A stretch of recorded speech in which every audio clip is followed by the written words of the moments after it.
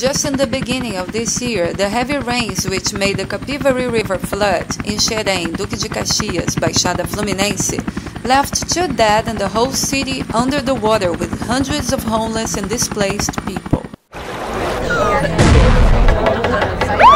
I don't know what you're saying. Can you say it a different way? Okay, let's go. More than a century ago in Brazil, people with little money and no conditions to buy their own houses in the cities started living near river banks besides the hills. In these places, about 30 years ago, there were still trees and many plants which could serve as natural barriers for the water in cases of heavy rains and river floods.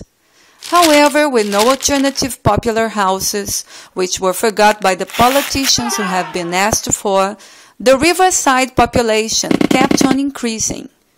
But the more rivers flooded, the more devastated the houses got. In Xerém, the result was worse, because the heavy rain made the Capivari River rise about 6 meters. Besides, all this amount of water also affected trash-clogged manholes on the streets. It all ended up with the destruction of houses, hundreds of homeless, and 2 dead people. And where did all this rain come from?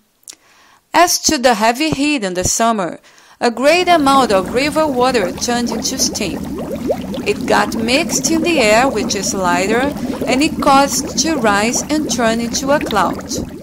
Just like huge sponges, the cloud started soaking more and more with all the water steam. Up in the sky, they became liquid and heavier again as they met fresh air. So the clouds couldn't stand the weight and the rain strongly fell.